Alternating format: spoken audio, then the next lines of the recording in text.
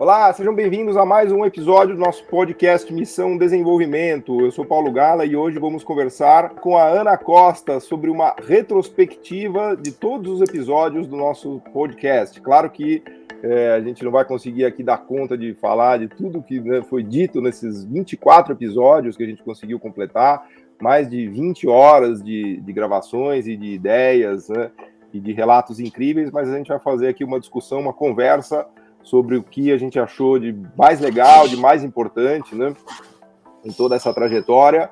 Mas antes de mais nada, eu queria dar a minha visão aqui como o âncora do podcast e como um outsider desse processo. Por incrível que pareça, né, quando eu fui convidado pelo Arthur, da Associação de Funcionários do BNDES, para fazer esse podcast, né, eu achei uma ideia fantástica, né, foi um prazer e honra para eu conduzir tudo isso, mas é importante dizer que eu nunca trabalhei no BNDES, eu nunca trabalhei em nenhuma instituição pública, nunca trabalhei no governo, eu sempre trabalhei a vida inteira na iniciativa privada e em instituições de pesquisa, né? Sou professor da GV há praticamente 20 anos, né? Então, foi uma oportunidade que me foi dada, que eu achei incrível para falar com pessoas que tocam, né, o processo de, vamos dizer assim, de gestão pública, né, de ativos, de atividades, de financiamento, de políticas, né, no seu dia a dia, né, que aliás fazem disso a missão das suas vidas, né. Eu sempre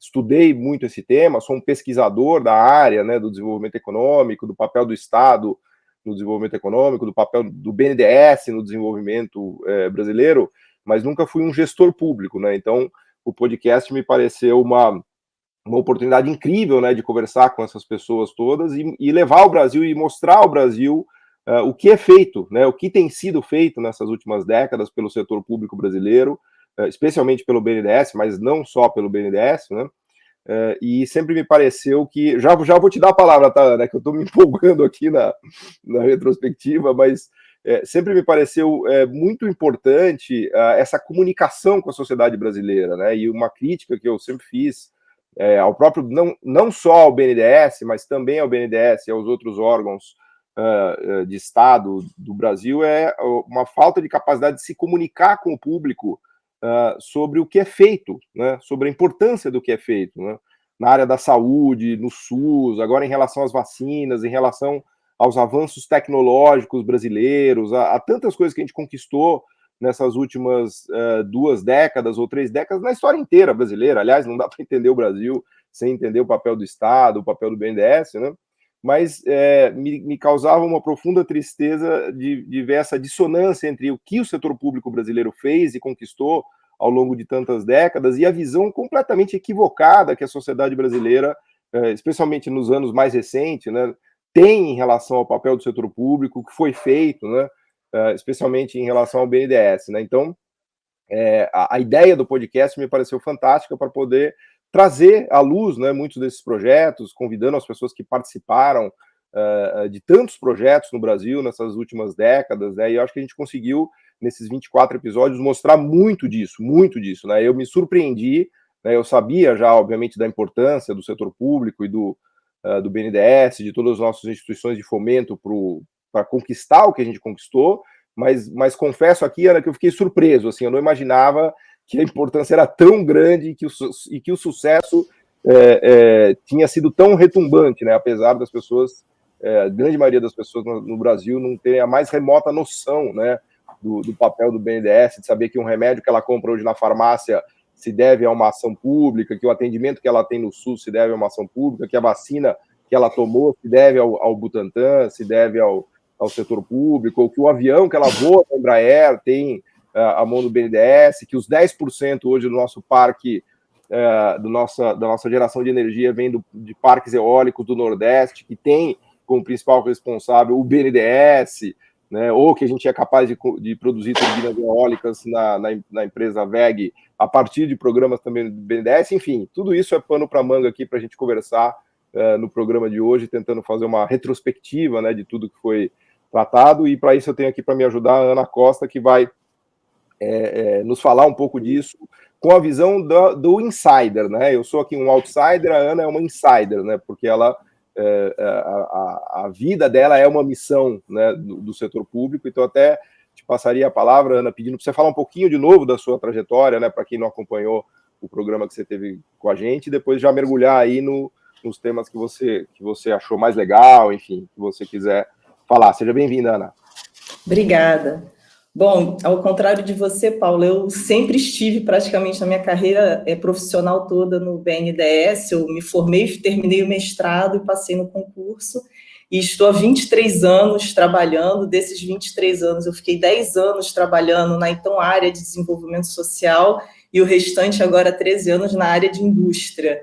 Então, e 15 anos como executiva nesse período, né, onde, exatamente como você falou, eu tive a chance, né, de poder enfrentar vários problemas relativos sociais e econômicos, né, de apoio à indústria e de apoio, por exemplo, ao cooperativismo, ao microcrédito, que hoje a gente vê resultados, né, mas eles são sempre de longo prazo. Eu acho que isso que é o mais difícil em transparecer no setor público. Quando você lembra a questão das vacinas, foi isso. São mais de uma década de apoio que as instituições públicas, incluindo o BNDES, vêm trabalhando para que a gente consiga ter esses resultados atuais, assim como durante a pandemia, todas as estruturas de instituições de ciência e tecnologia, né, que estiveram presentes, seja do Sistema S, seja das unidades Embrapi, estiveram prontas a ajudar as empresas para que se pudesse desenvolver e produzir aí equipamentos e vacinas tão relevantes para aquele momento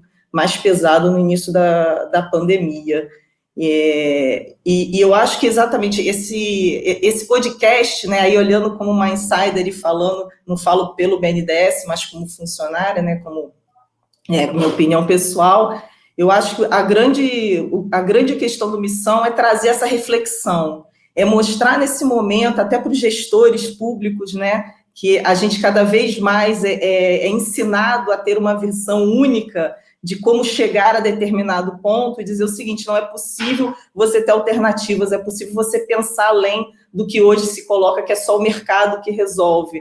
E isso, quando o Missão traz essa história, né, quando a gente olha a história da Embraer, como foi relevante o trabalho de governo, mercado, academia, sociedade civil, na junção disso, no próprio pré-sal, né, o olhar para frente, como o governo sendo indutor, né, não há uma contraposição ao mercado, mas como indutor e coordenador desse processo, ele gera previsibilidade para o mercado.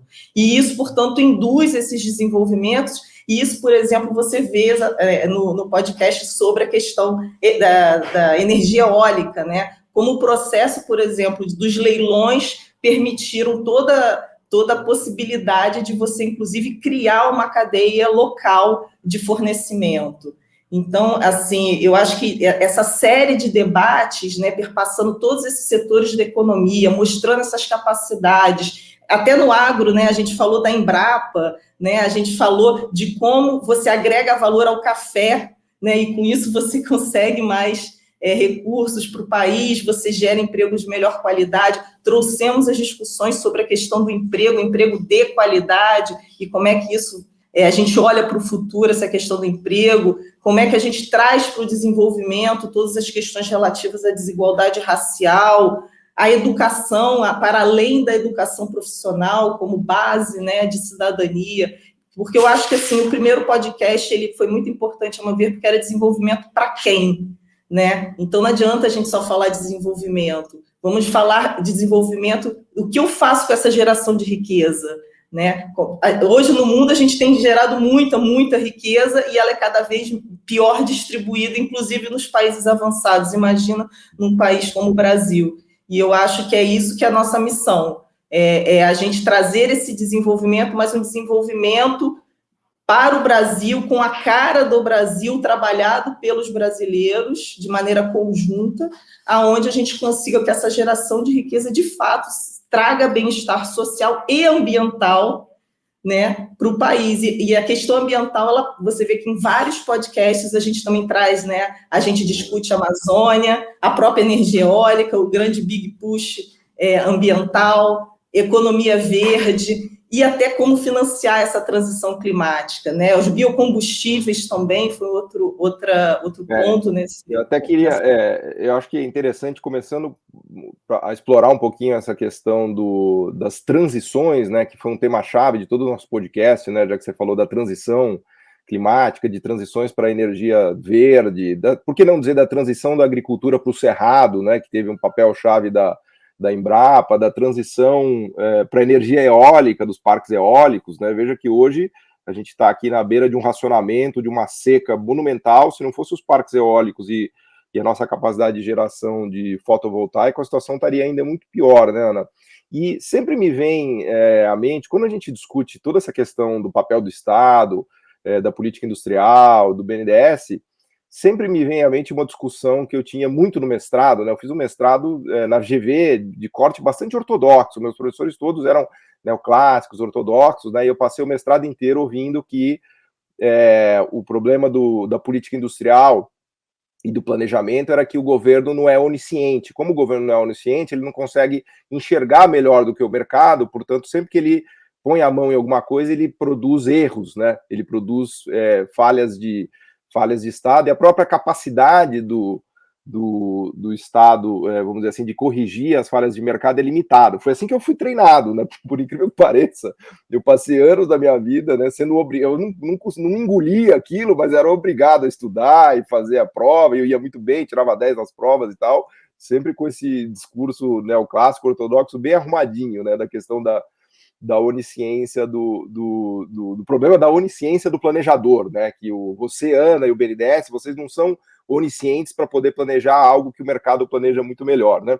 Mas eu estou dizendo tudo isso para colocar, obviamente, o contraponto que a gente tem feito aqui no nosso Missão Desenvolvimento, no nosso podcast, que se vale de muitas novidades não tão novas, né? A gente usa o livro da Mariana Mazzucato, né, do Mission Economy, para nos inspirar um pouco em relação a essas ideias, mas que no fundo o que tem ali são ideias do Keynes, do Schumpeter, do Kalec, né, que se eu tivesse feito o mestrado na Unicamp, teria sido muito melhor, porque eu teria mergulhado nesses caras já na partida, eu não teria sido obrigado a ficar ouvindo aquelas ideias, vamos dizer assim, simplistas, né? Veja, nada contra o arcabouço neoclássico ortodoxo, eu acho ele até bonitinho, assim, só que ele é totalmente simplista e simplório, né? Eu acho que para minha filha, que está com 8, 9 anos, já eu consigo explicar para ela vai entender e tal, mas depois a gente precisa dar os próximos passos, né? E o ponto que eu queria destacar aqui, sem querer fazer muita maledicência, mas o ponto que eu queria destacar é a questão do futuro, da incerteza do futuro, que é o tema-chave. Então, quando a gente fala de planejador, do governo como um planejador, ou do Estado como um planejador, a questão-chave é o que vai acontecer no futuro, porque repare que a gente estava falando sobre transições. Transições necessariamente envolvem o futuro, né? Então, quem diria que a gente ia ter 10% de energia eólica no Nordeste, né? Com parques eólicos? Quem diria que a gente seria capaz de produzir agro no Cerrado, né? Quem diria que a gente ia ser capaz de fazer aviões no Brasil com qualidade de fronteira tecnológica, né? Quem diria que a gente ia ser capaz de fazer no Brasil etanol e biocombustíveis na fronteira? O setor privado não diria, e esse é o ponto, o setor privado não diria e não disse. O setor privado ele ficou ali esperando alguém que tomasse esse risco, e esse eu acho que é o tema-chave aqui do nosso podcast, esperando alguém que tomasse esse risco para ver se dava certo, e depois que deu certo, aí ele vai. Evidente que o setor privado é fundamental, a Ana vê todo dia isso, as empresas brasileiras, muitas pujantes e avançando, né? Não dá para contar todas essas histórias que a gente está contando aqui sem o setor privado brasileiro também. Né, a indústria farmacêutica, a Embraer, a WEG, o agro brasileiro e tudo mais, mas eu só queria destacar esse ponto que não é uma questão de onisciência do Estado, ou onisciência da ANA, ou onisciência do BNDES, é uma questão de quem assume riscos que o setor privado não quer assumir.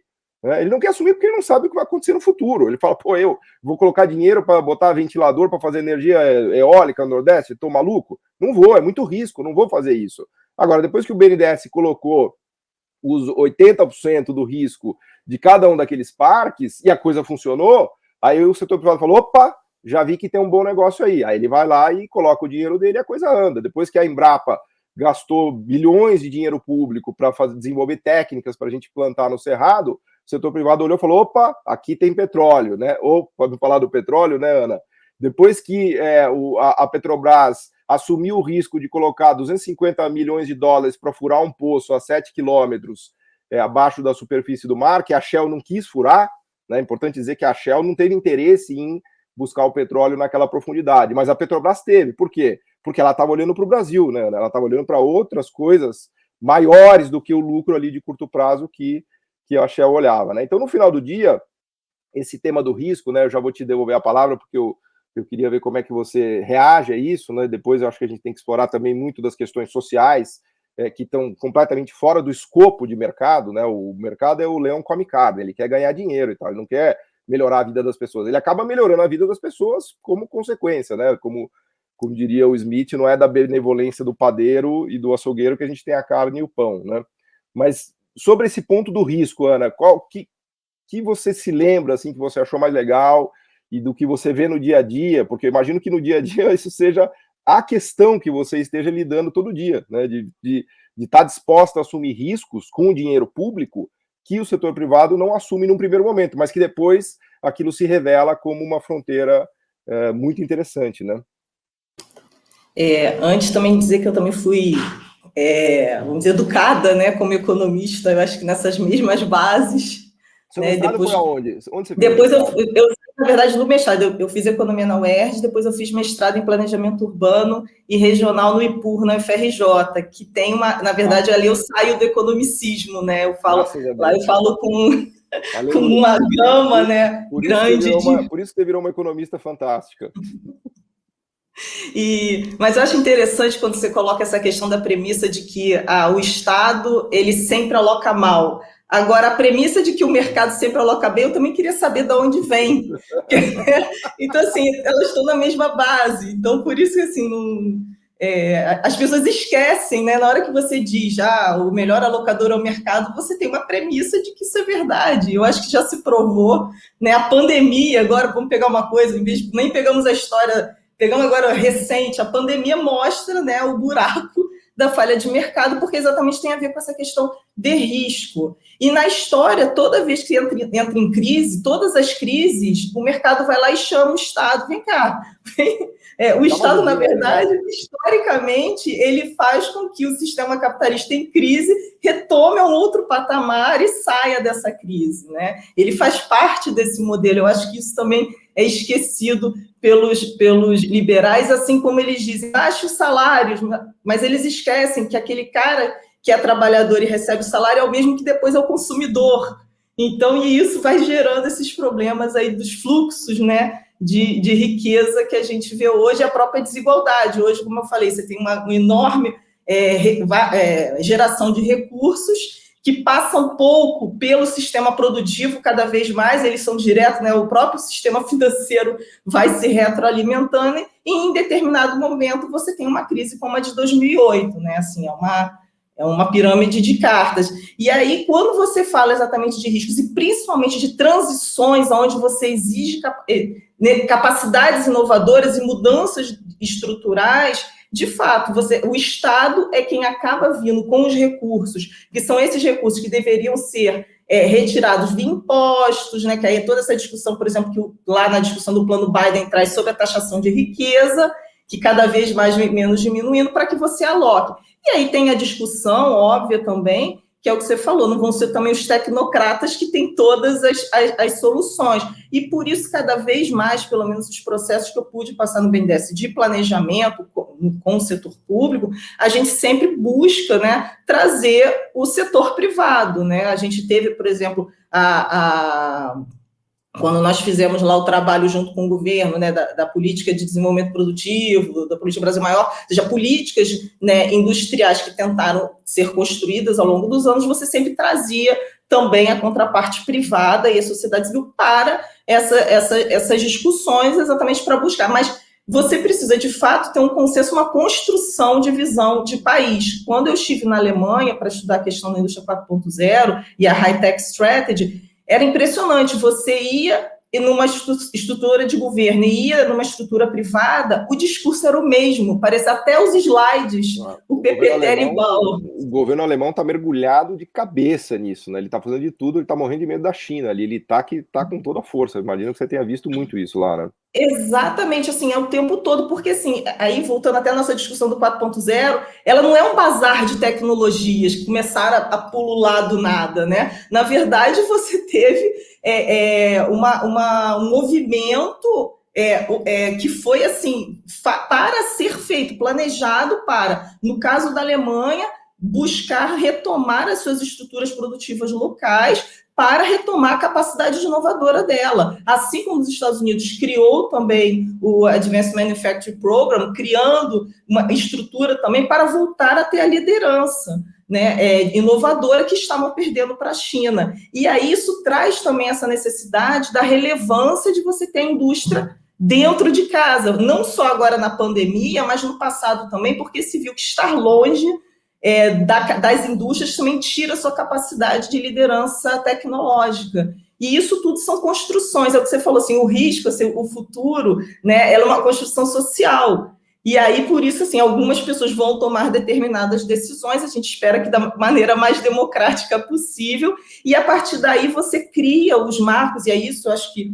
o banco, por exemplo, trazendo a questão da eólica, você tem o governo trazendo os leilões, porque dizendo o seguinte, olha, vai ter demanda, que é um problema que nós temos hoje, que é a falta de demanda agregada autônoma, né? E do outro lado, por quê? Porque aí quando o setor, né, privado olha que tem uma previsibilidade daquela demanda, faz sentido, aí ele faz a conta e faz sentido e vê a capacidade de repagamento dos investimentos que ele tem. Então, assim, eu entendo que, assim, por isso que a questão do risco ser público, e aí com um olhar, claro, no caso de crescimento aqui do país, e aí o que a gente traz no Missão de Desenvolvimento é dizer, indústria importa, inovação importa e tecnologias habilitadoras de fronteira também importa, e isso pode ser construído. A Embraer, a gente não tinha essas capacidades aqui, né? O pré-sal também foram capacidades construídas, investimento, assim, a gente não teve vergonha, né? Aquele complexo do vira-lata que sempre nos impede. Não, e é interessante até a gente retomar a palavra desenvolvimento nesse campo, porque desenvolvimento sempre parece que você tem que chegar em algum lugar e normalmente esse patamar é o patamar dos países desenvolvidos dentro dos seus indicadores e tecnologias. Não, né? A gente teve, e o Brasil tem isso na sua história, eu acho que a gente aqui traz esses pontos nesses podcasts, ou seja, tem um caminho que foi construído, tem estrutura para isso. Não, e acho fantástico você ter lembrado disso, Ana, porque até me trouxe aqui a memória um artigo do meu amigo André Roncalli, economista brilhante, né? E ele publicou recentemente um artigo cujo título é Por uma política industrial sem platonismo, né? E esse é um tema também, acho que muito importante aqui da nossa conversa, porque no Brasil, existe uma parcela relevante dos funcionários públicos, de órgãos de governo, do IPEA, até mesmo do BNDES, de vários órgãos que meio que perderam, meio que jogaram a toalha, assim, não acreditam mais na capacidade brasileira de gerar inovações, de ter um setor público, vamos dizer assim, criativo, né, e poderoso, e que possa ajudar o país avançar, né? Até fiz uma brincadeira lá no meu Twitter, até meio agressiva, né? Dizendo que, poxa, quem não acredita em política industrial não fica no setor público, então, porque a ideia é que o setor público vai nos ajudar a construir essas capacidades, né, públicas e privadas, para que o país avance, né? Então, entre os liberais brasileiros tem muito essa ideia, por exemplo, da Coreia do Sul, né? Parece que a Coreia do Sul, os coreanos são, assim, pessoas de outro planeta, de uma capacidade fenomenal, até me faz lembrar uma piada, uma brincadeira que meu amigo Radiun Chang fazia lá quando a gente estava com ele nos cursos lá de Cambridge, que parece aquelas coisas de televisão que você vê o cara comendo fogo, fazendo uns malabarismos e fala assim, não, don't try this at home, né? Não tente fazer isso em casa porque vai dar errado, é muito problemático. Então, o Brasil caiu meio nesse conto de que não, política industrial pode até funcionar, mas não tente fazer no Brasil, porque no Brasil a gente não tem funcionários públicos competentes, a gente não tem um BNDES competente, a gente tem muita corrupção, a gente tem muita ineficiência. Então, a política industrial é uma coisa que até pode funcionar sob determinadas condições especiais e platônicas, né? Daí vem a ideia do do artigo do André, como foi na Coreia. Se você olhar a Coreia estava toda atrapalhada, estava mergulhada em corrupção, um monte de mecanismos mal feitos, assim, os produtos coreanos dos anos 70 eram uma droga, você pega os carros da Hyundai, eles eram ridicularizados, então, assim, isso é uma coisa que a gente precisa combater também, essa visão no Brasil, né, eu acho que o podcast faz isso, né, para quem assistir, ouvir esses 24 episódios, vai perceber claramente a competência que a gente tem no nosso setor público, das pessoas que a gente conversou, que a gente entrevistou, há um transbordamento de competências assim que é absurdo. Dá para ver que claramente, se o Brasil quisesse, né, ele tem material humano, capacidade humana, qualidade de, até para usar um termo, né, de capital humano, se quiserem, né, de um termo de economista ortodoxo, né, de sobra para fazer isso, né, de sobra para fazer isso. Então, acho que os nossos podcasts, eles cumpriram essa missão de mostrar para as pessoas. Basta você ouvir o podcast, a gente não está, né? A gente está fazendo aqui uma retrospectiva, convidando a todos para assistir, né? Para ouvir a qualidade das pessoas falando ali, vocês vão entender exatamente do que eu tô falando. Mas eu queria voltar a palavra para você, Ana, mas com foco agora para falar um pouquinho dessa importância de comunicação, assim, porque eu acho que, de novo, o podcast, enfim, acho que é um projeto super legal, que está indo super bem, fantástico, mas ele é uma gota d'água num oceano, né? A gente precisaria pensar em mais mecanismos, né, e maneiras do setor público, dos funcionários públicos, de todo mundo vir mais a público e falar sobre o que faz, se comunicar, porque o que aconteceu no Brasil nos últimos anos, a meu ver, foi um negócio catastrófico, assim, desde a ideia da caixa preta do BNDES, da ineficiência e dessa agenda de que a única coisa que o país pode fazer para se desenvolver é ajuste fiscal e desmonte do Estado. Quer dizer, a gente está indo completamente na contramão do que se fez na história dos países que se tornaram ricos, do que se faz hoje. Inclusive, a gente mencionava aqui do caso da Alemanha, dos Estados Unidos, do plano Biden, da China, da Ásia, né? Então, eu queria te ouvir um pouco sobre isso, assim, porque... E eu entendo que também não é um negócio tão simples, né? Porque você... estando lá dentro de uma função pública, não é que você pode sair falando também, falar, fiz isso, dei empréstimo para tal empresa, não sei o quê, quer dizer, né, eu sei que também tem uma descrição aí que é importante, né, mas como é que a gente faz para avançar isso, Ana? Quais são as suas ideias sobre esse tema? Esse é um tema, assim, principalmente desde 2016, assim, eu tenho pensado muito, inclusive eu fiz um segundo mestrado, né, International Management, por conta do mestrado internacional que eu fiz, que é aquele do Mitzenberg, o IMPM, que é aquele Not MBAs, exatamente para ter um olhar diferente. Qual é o seu título? Nota no MBA. Não, mas aí eu fiz o mestrado, eu terminei, depois eu fiz a dissertação, e aí eu tenho mesmo um Master in Science, para dizer assim. Boa. E essa discussão, exatamente, eu tenho até a partir desse olhar como administradora, né, pública, porque, assim, além de economista, como executiva, você precisa desse ferramental, e cada vez era isso mesmo. Eu olhava todo o ferramental que é dado, eu acho que, assim, a questão da comunicação também é a forma como você é educado, como você falou, né? Então, a gente, tanto como gestor público e nas nossas profissões, principalmente economia e administração, nos coloca um caminho único de solução onde você tem que seguir determinados indicadores e processos e não tem outra forma de trabalhar para ser eficiente, né? E é isso que eu tento desconstruir. E eu acho que um dos caminhos é isso, é como é que a gente pode trazer, inclusive para as escolas de negócio, para a própria economia, trazer mais luz a essas questões ligadas a possibilidades que não são as únicas que vêm lá de fora, não é um copo-cola, a gente consegue e pode trabalhar, e já fizemos isso, né? Então, acho que esse é um ponto importante,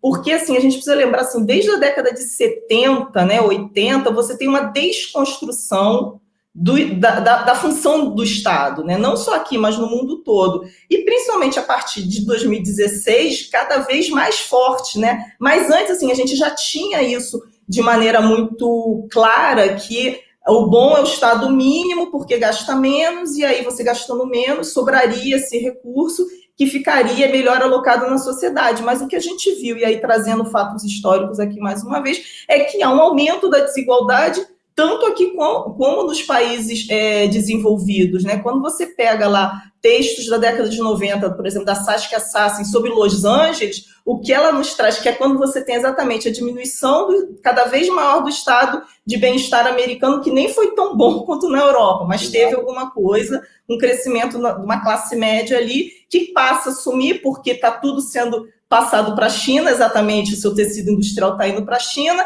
você tem a quebra do Estado, e aí você vê nos textos dela ela falando daquela elite do colarinho branco surgindo, ao mesmo tempo que você tem a underclass, e aí você tem Los Angeles sentindo até hoje.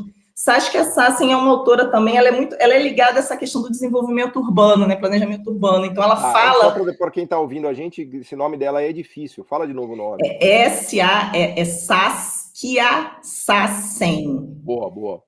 Vale a pena dar uma lida, esse texto, quando ela fala da cidade de Los Angeles, até hoje ela escreve assim, e aí eu comecei a olhar naquele momento, assim, vários autores falando de problemas que para a gente eram muito comuns, né? Aqui desde a década de 70, uma América Latina, uma brasilianização dos Estados Unidos em termos de explosão de desigualdade, né? Isso está sendo dramático para eles, né? Exatamente, e isso vem exatamente com a desconstrução do que é o Estado e do papel do Estado, né, exatamente com essa movimentação indutora e de capacidade de redistribuição de renda. Então, eu acho que esse é o ponto. E aí não é só o BNDES, né? Você tem o BNDES e todas as estruturas, a gente viu aqui a questão do IBGE, no podcast do IBGE, né? E no problema da gente não ter essas informações, essa estrutura pronta, né, bem fortalecida. Então, assim, o Estado brasileiro, ele precisa, assim, retomar essa legitimação do papel do Estado frente à população.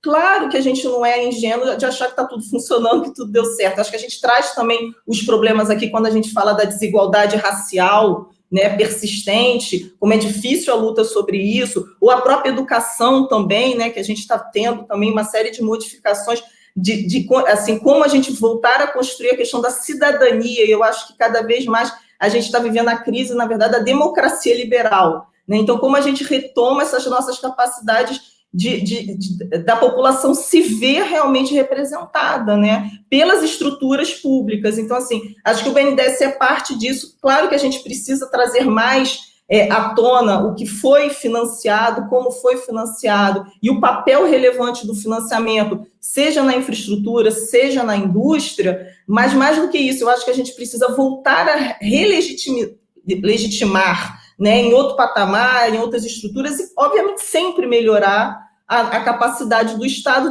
nesse processo de redistribuição de renda e brigar pelo que tem que brigar na sua melhoria. Mas eu acho que é bom trazer assim, até uma coisa que eu acho que o Arthur falou na primeiro podcast, que é, não dá para jogar o bebê e água suja fora, né? Vamos jogar água suja fora e ver como é que a gente faz, porque nós temos estruturas relevantes para a gente voltar a crescer, né? O país ainda tem um tecido industrial que dá para ser trabalhado, retomado e que pode gerar, eu acho que emprego de qualidade e melhor redistribuição da renda, né? E a questão da redistribuição de renda, o plano Biden está tentando trazer, retomar, que é a taxação da riqueza, né? Como você faz com que isso retorne para a mão dos estados para uma melhor distribuição? Esse tema que você puxou da desigualdade, né, e da gente relegitimar, né, ou relegitimizar, né, sei lá qual é a palavra correta, eu acho que ele é muito importante, né, porque e é curioso, porque essa história do neoliberalismo, da redução do Estado, do desmonte do Estado desde os 80, foi um tiro que saiu pela culatra totalmente do Ocidente, né, porque se olhar hoje os americanos, eles estão desesperados com o avanço da China e da Ásia, né, que foi justamente a região que seguiu fazendo políticas públicas, políticas de desenvolvimento, de financiamento público, né? Que é o que, inclusive, os americanos fizeram durante toda a sua história, no século XIX, no New Deal, né? Agora, o mais interessante dessa história toda, né, que quando você entra na discussão de globalização, os mais ortodoxos falam, não, mas a globalização reduziu desigualdade, reduziu pobreza. E aí, quando você vai ver onde reduziu desigualdade e pobreza, foi na China e na Índia, que foram países totalmente intervencionistas e desenvolvimentistas. Se você tira a China e a Índia dessa história, todos os números de desigualdade e de pobreza ficam muito mais problemáticos, né? E o caso célebre é o caso americano, que é uma sociedade que está assim, em franca decadência, né? Em franca decadência. Eu acho que o Trump é um sinal disso, O que o Biden está fazendo é uma tentativa de resposta à decadência americana, né? E acho que essa análise que você trouxe de Los Angeles, né? Los Angeles, eu acho que talvez o simbólico é mais real do que o real, né? Los Angeles talvez seja um grande exemplo disso, né? De gentrificação, de uma sociedade com casas sendo vendidas a 30, 40 milhões de dólares num morro ali do lado de Hollywood, enquanto as pessoas em Oakland não têm dinheiro para comer, né? Então, os Estados Unidos, eu acho que ele simboliza muito isso do fracasso do neoliberalismo, né, que está até mesmo tratado agora nos trabalhos do próprio FMI, quem diria? Eu olho para tudo isso, Ana, e assim, eu ao mesmo tempo eu fico triste, mas eu rio, porque eu cresci, né, nesses anos 90, ouvindo todas essas pataquadas de que o mercado vai nos salvar, de que temos que desmontar o Estado, de que o neoliberalismo isso e aquilo, e agora eu chego aqui, né, com 45 anos de idade, no ano da graça de 2021, e sou obrigado a ver o FMI dizendo, não, puta, pessoal, desculpe, veja bem, não era exatamente isso, e os Estados Unidos faz um plano Biden com déficit de mais de 2 trilhões de dólares, e está todo mundo desesperado com a China, né, então você vê que o mundo dá voltas, né, mas voltando aqui para o nosso caso brasileiro, né, que eu acho que é a nossa missão hoje no Brasil é essa de justamente resgatar junto da sociedade, né, o pensamento da importância do Estado, porque no final do dia o Brasil tem tudo para retomar crescimento, para retomar desenvolvimento, a gente tem amplas capacidades técnicas, industriais, tecnológicas, de instrumentos de Estado, assim, realmente o que a gente tem hoje é um bloqueio mental na sociedade brasileira e no governo, né, que nos inviabiliza completamente, né, no sentido de tomar as ações que a gente poderia tomar, que, enfim, basta ver o que o mundo está fazendo. Mas eu queria mergulhar um pouquinho na questão da desigualdade agora, que foi um tema chave também dos nossos podcasts, né, na discussão da saúde, que a gente fez do SUS, da educação pública, da questão também da desigualdade, não só racial, mas da desigualdade como um todo, né, e eu confesso que eu fiquei chocado, né, eu não imaginava ouvir os números que eu ouvi, por exemplo, no nosso podcast sobre saúde, em que me contaram, eu tinha obviamente uma noção da ordem de grandeza, mas não imaginava que era, por exemplo, 75% dos atendimentos médicos no país feitos pelo SUS. 75% dos atendimentos médicos feitos pelo SUS. Quer dizer, imagina quantas pessoas teriam morrido se não fosse o SUS, né? Ou dados como 80% das matrículas do ensino básico e médio no país que são da rede pública. 80%, né? Imagina onde essas crianças estariam se não fossem as escolas públicas, né? Então, essa questão, vamos dizer assim, da brutal desigualdade que a gente tem e da falta de acesso, né? Porque no final do dia a desigualdade é uma falta de acesso à educação, à saúde, a oportunidades, né? No fundo é isso, né? A desigualdade, ela impede as pessoas de fazer qualquer coisa. Você não pode nem entrar no campo para mostrar seu futebol, porque você não consegue comer, você não tem saúde, você não tem nenhuma possibilidade, né? Então, a gente tentou, né, nesses episódios, destacar a importância do setor público, né, das diversas ações, né, no sentido de tentar nivelar um pouco esse campo de jogo, né, de mostrar que essa ideia de meritocracia é uma grande falácia, né, porque a meritocracia só existe se as pessoas podem jogar futebol num campo equilibrado. Se elas têm que jogar futebol num campo inclinado, você tem a tal da topocracia, né, que é o seu lugar no topos que determina as suas possibilidades, né. Mas eu queria te ouvir um pouquinho sobre isso, sobre a questão enfim, das desigualdades enfim, do que você destacaria, né? Eu acho que a grande questão sobre a desigualdade, tudo isso que você falou, ou seja, quando a gente tem esses números aí tão gritantes sobre a relevância num país como o nosso, e que cada vez, assim, é porque quem eu acho que está no topo não consegue perceber a quantidade de pessoas que recebem muito pouco para conseguir comer. Quando você pega, por exemplo, aí voltando ao IBGE, né, a POF, né, que é a pesquisa de orçamento familiar, e você vê o quanto se gasta só em transporte do salário, se eu não me engano, um tempo que eu já vi, mas você põe aí mais de 50% muitas vezes só em transporte, então, assim, não tem... 2 horas, né, que você gasta e fica 2 horas, e perde 2 horas do seu dia. Exatamente, quando não é mais, né, então aqui no Rio de Janeiro, nas grandes cidades engarrafadas, você está falando de 4 horas, né, e depois você, em aluguel, que é outro absurdo também que se discute sobre a concentração também de terras, né, no país. Mas, então, isso, assim, isso não tá, isso é outra coisa que não transparece para as elites, e aí ela acha que é uma discussão de meritocracia. E, no fundo, o Estado ele tem que ser visto não como alguma coisa que é para os pobres. Quando a gente fala de SUS, quando a gente fala de educação básica, universal, é para todos. Então, assim, eu na década de 80, eu estudei em escola pública a minha vida toda, né? E depois fui para a faculdade.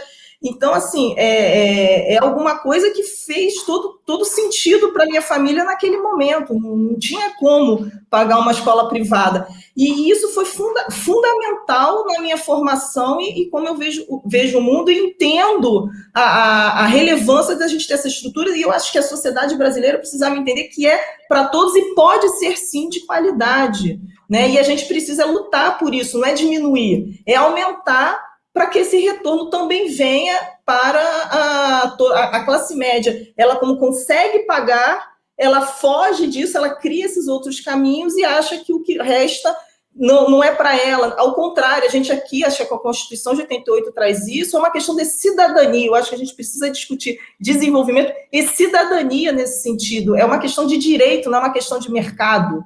Eu acho que, voltando à questão do gestor público, pensar que tudo é dirigido a mercado, tem que ser precificado, não, é uma questão de direito à educação, direito à saúde, direito à água, né? Eu acho que são esses pontos que a gente também precisa, ao falar de desenvolvimento, e a gente, nas discussões, né, de desigualdade, é isso, vamos falar em cidadania, em direito a ter acesso a essas questões que são básicas para uma sociedade, vamos dizer assim, que aí eu chamo de desenvolvida, né?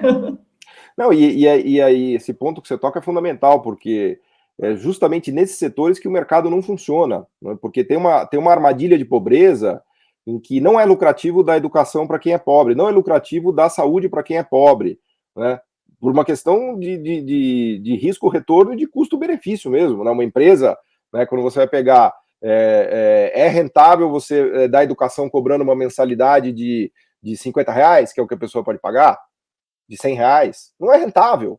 É rentável fornecer serviços de saúde cobrando, né, R$50, R$100, não é rentável, ou seja, as empresas não fazem isso por mal, né? As empresas não fazem isso porque não dá lucro. Então, a gente precisa ter clareza de que os direitos à cidadania são direitos que têm que ser colocados pelo Estado, com recursos públicos, simplesmente porque a conta privada não fecha. Isso é a característica da pobreza, que os economistas chamam de armadilha da pobreza, né? Então, é evidente que o mercado não vai fazer coisas que não dão lucro. Agora, o ponto é esse, as coisas que não dão lucro, muitas vezes, ou na maioria das vezes, se chamam o quê? Humanidade, civilização, cidadania, né? Então, esse eu acho que é um outro tema muito importante, que acho que praticamente todos os podcasts a gente tentou falar disso, e as conversas que surgiram foram muito legais. Então, novamente eu convido a todos a assistirem, a ouvirem os podcasts, que estão muito legais. A gente já está chegando naquela momento da agonia, né, do podcast, já estamos aqui passando dos 40 minutos, mas eu não queria deixar de dar uma palavra de meio ambiente também, que eu acho que também foi um tema fundamental em todas as nossas conversas. Eu estou aqui em São Paulo já esperando a água acabar, né, porque já o nível dos reservatórios já está dramático de novo, né? Eu vivi a crise de 2014 e 2015 aqui em São Paulo. Foi uma coisa assim, quase ensaio sobre a cegueira do Saramago, não me lembro exatamente qual era o livro dele que ele fazia, mas é uma coisa dramática, assim, né? O nível de reservatórios lá, por exemplo, do sistema Cantareira chegou a zero, assim, então não é algo abstrato, né? Então a gente realmente caminha, né? Esses dias eu vi uma reportagem que mostrava que o Brasil tinha perdido, acho que mais de 15% da superfície de águas, assim, né? Então a gente já está chegando num ponto em que a questão climática está realmente colocando riscos econômicos e humanos violentíssimos, né? O sistema de mercado, se deixado livre, leve e solto, ele está explorando, exaurindo o meio ambiente de uma maneira completamente insustentável. E com isso eu não quero dizer, né, e quero já voltar a palavra para você, não quero dizer que o mercado não possa contribuir numa economia verde, numa economia sustentável, como aliás tem contribuído muito, né? A gente deu exemplos aqui de parques eólicos, estava vendo agora, inclusive, do etanol, do hidrogênio à base de etanol, dos biocombustíveis, tem coisas fantásticas que têm sido desenvolvidas pelo mercado, com o auxílio, obviamente, do Estado, desenhando, né, esses limites, né? e dando estímulos, incentivos e colocando punições, mas eu queria te ouvir sobre isso, porque acho que a gente está num ponto meio dramático, assim, de como diz um amigo meu, você pode fazer as coisas por bem ou por mal, né? A gente estava tentando fazer por bem, mas já vamos ter que fazer por mal, porque não vai chover, vai detonar o agronegócio, vai faltar água para as pessoas beberem, né? Então o nível do mar vai subir, vai inundar cidades, quer dizer, a gente já está num ponto realmente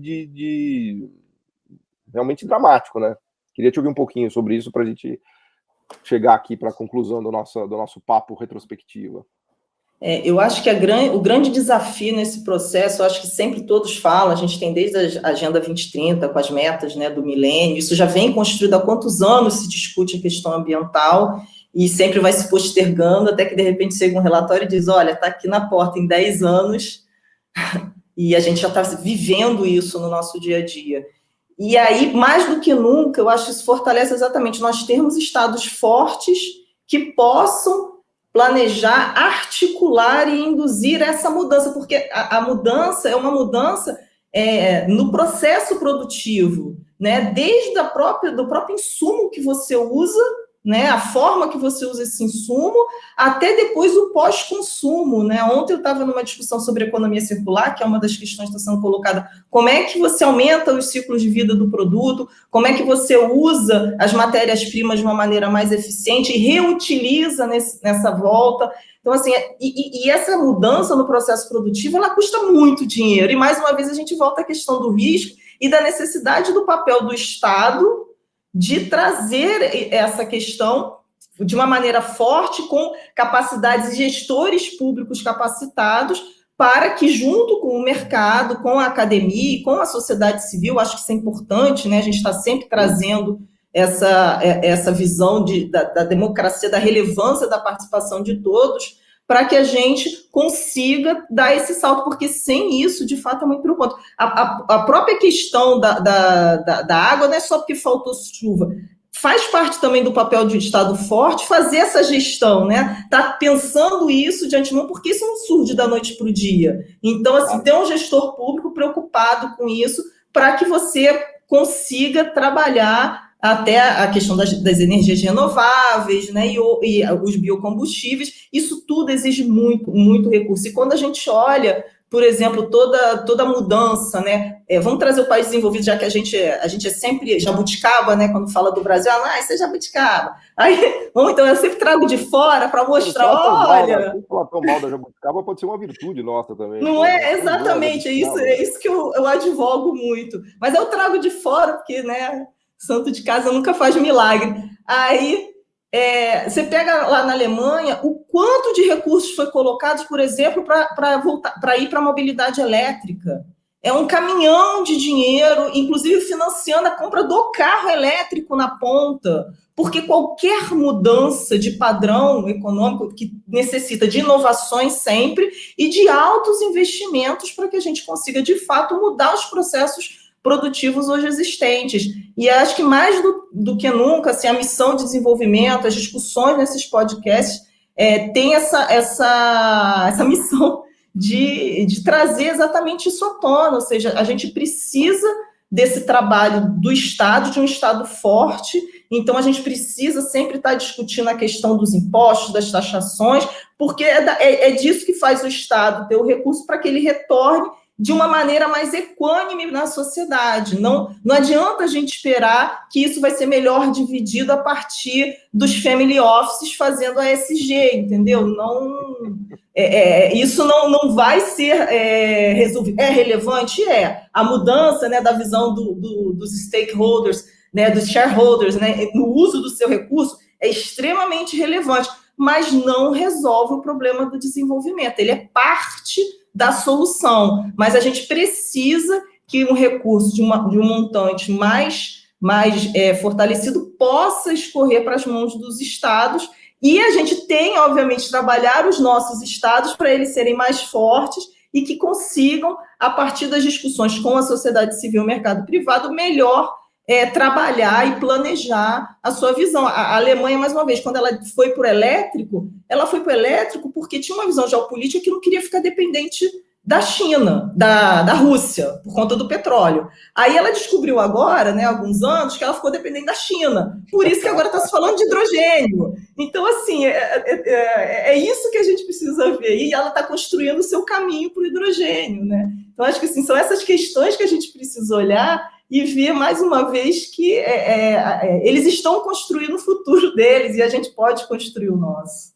Exatamente. E agora você me fez lembrar também a questão dos os painéis fotovoltaicos que tiveram na Alemanha um grande propulsor também. O Estado alemão, ele foi um player muito relevante da história dos painéis fotovoltaicos, que, aliás, ilustra um pouco toda essa discussão nossa aqui, porque lá atrás, quando se descobriu a possibilidade de fazer energia elétrica a partir do sol, com os painéis fotovoltaicos, não havia mercado nenhum nos anos 60, nos anos 70. Quem começou a ajudar esse mercado foi a NASA, que comprava os painéis feitos nos Estados Unidos para colocar nos satélites, porque obviamente que no satélite, né, era um jeito super interessante de gerar energia para os satélites a um custo absurdo. Depois os governos começaram a entrar com mais subsídios, o governo alemão foi um player fundamental, colocou muito dinheiro nisso com subsídios, e a indústria de painéis fotovoltaicos deslanchou, só que também a China hoje já é o player dominante, então aí também eles devem estar muito preocupados, né? Mas enfim, é mais uma história que ilustra aqui a nossa missão de desenvolvimento, né, Ana? Mas enfim, estamos chegando aqui no final. Eu já vou passar aqui para você dar algumas palavras finais, mas eu queria só fazer o registro aqui, te agradecer, né, dizer para todos que a gente tem um grupo de editoria aqui que fica debatendo os programas e pensando nos temas e pensando nas pessoas, e é daqueles grupos de WhatsApp que, se você perder meia hora, uma hora, você não pega nunca mais de tamanha efervescência do grupo e da quantidade de ideias, né? Então, e a Ana é uma pessoa super ativa, super importante lá, então foi muito legal que ela veio aqui conversar com a gente, ajudar a fazer essa retrospectiva, né? Enfim, né, que tenta levar para todos vocês um pouco do trabalho que é feito no Brasil, né, no setor público, no BNDES, em tantas outras áreas e esferas de governo, e que é tão fundamental, né? Então, o que a gente tem feito nesses podcasts, que a gente vai continuar fazendo, é tentar levar para as pessoas o entendimento do que se faz com o dinheiro público, né? E de mostrar a importância do que se faz com o dinheiro público, né? Não só no Brasil, mas no mundo todo, né? E esse eu acho que é um tema-chave, né? Então, vou passar para você, Ana, deixar umas palavras aqui finais sobre essa primeira jornada nossa aí de 24 podcasts, né? Desejando que tenhamos muitos mais aí pela frente. Obrigada, Paulo. Sim, eu acho que, para terminar, assim, eu fiquei lembrando agora, quando a gente fala da questão do gestor público da cabeça, eu tive a oportunidade de ficar 10 dias estudando na China, em Beijing, e na Índia, em Bangalore. E o que me veio, assim, da cabeça, né, mais oriental, quando a gente fala, a nossa é sempre muito dicotômica, né, muito dividida, e aí a frase, assim, lá na China foi: nós andamos de bicicleta, a gente não anda de carro, porque o carro você tem a estrada que te guia e te limita. A gente também não anda de trem, que é mais limitante ainda. Pode ser rapidíssimo, mas é muito mais limitante. A bicicleta eu vou devagar, mas eu vou criando o meu caminho, vou contornando os problemas ou passando por cima. E quando eu chego à Índia, o que me chamou a atenção foi go with the flow. Né? Siga o fluxo. Isso principalmente por conta daquele trânsito louco, né? Assim, como é que você anda ali? E aí o taxista, é uma das histórias lá, siga o fluxo. Loucura, né? Trânsito na Índia é uma das coisas mais loucas que eu já presenciei na minha vida. Mas anda. E aí eles falam isso, é porque você vai no fluxo, segue o fluxo e a coisa vai andando. Então, assim, eu acho que esse olhar, né, a gente precisa aprender esse olhar oriental e eles estão mostrando que tem sucesso, né? Essa ideia do pragmatismo, de você aprender com o que aconteceu e não ficar preso. Ou seja, você cria conhecimento a partir da prática e não ficar preso às teorias e cria novas teorias. Eu acho que isso é uma coisa muito relevante na cabeça lá, e que eu tenho trazido e tenho trabalhado também como gestora pública, como eu falei no mestrado, em alguns artigos que eu venho escrevendo em coautoria com o professor Alex, da EBAP, sobre esse assunto, porque a gente precisa exatamente trabalhar a cabeça dos nossos gestores. E eu acho que, para fechar em relação ao nosso podcast, eu acho que o que foi fundamental nesses debates é que eles trouxeram e deixaram patente que o Brasil possui estruturas de Estado, na sociedade, de mercado, acadêmica, que permitem que a gente abra novos espaços e oportunidades de crescimento, né? De possibilidade de desenvolvimento e de bem-estar social e ambiental. A gente só não pode abrir mão disso ou diminuir as nossas possibilidades porque achamos que existe um único caminho a ser seguido e que a gente não tem, é sempre aquela história, não tem cultura para isso. Não, nós conseguimos, fizemos no passado, podemos reconstruir, a gente só precisa ver que o mundo ele é menos dicotômico, a gente vive na complexidade, tem que conviver com ela, é isso. Vamos andar de bicicleta, contornar de vez em quando, seguir o fluxo das outras, em outros momentos, mas sempre trazer uma construção, uma visão crítica, né, para entender, para não entrar de bobinho nas histórias, porque também isso é outra coisa que eu vejo, né, uma ingenuidade achando, não, basta a gente botar os indicadores da OCDE que a gente cresce, né? Não, vamos, né, problematizar um pouco, refletir e dar o próximo passo de maneira inteligente. E a gente pode e tem como fazer isso. Boa, fantástico, Ana, muito obrigado. Eu volto a reforçar aqui o convite para que vocês assistam os nossos podcasts, os episódios todos que a gente gravou. Também frisar aqui o título do podcast, que é Missão Desenvolvimento, faz menção ao trabalho da Mariana Mazzucato, não porque ela tenha dito algo de novo, que não tenha sido dito no passado já, mas é porque ela teve realmente uma sacada de marketing fantástico, né? Essa ideia do Estado empreendedor, eu acho que é uma grande sacada, porque ela mistura ali a questão schumpeteriana, da inovação do empreendedor, com a questão do Estado, da importância do Estado, né? Se a gente pensar no pensamento keynesiano, kalekiano, né? Tudo que a gente tem falado aqui. E mais do que nunca, Ana, o que a gente precisa no Estado, o que a gente precisa no Estado é de pessoas como você, né, que são empreendedoras do setor público, né, e essa é a sacada do Estado empreendedor. A gente precisa de empreendedorismo, muito empreendedorismo no setor público, no sentido de ter criatividade, de pensar em soluções, de pensar o futuro, de pensar em novos desenhos, né, então não há nenhuma contradição entre a ideia de Estado e de empreendedorismo. Muito pelo contrário, o Estado deve ser empreendedor, assim como o setor privado também deve ser empreendedor, e todo mundo deve ser empreendedor junto, né? Isso é assim que se constrói um futuro novo e melhor, né? Então, esse eu acho que é o tema fundamental aqui do nosso podcast Missão Desenvolvimento, e com isso eu encerro aqui a nossa conversa com pesar, porque eu sempre acho que o programa devia ter 2 horas, mas enfim... Né, e fica o convite para vocês assistirem tudo que a gente já fez e também o convite para assistirem os podcasts futuros. Muito obrigado, Ana, muito obrigado a todos que nos seguiram também, e até a próxima. Obrigado.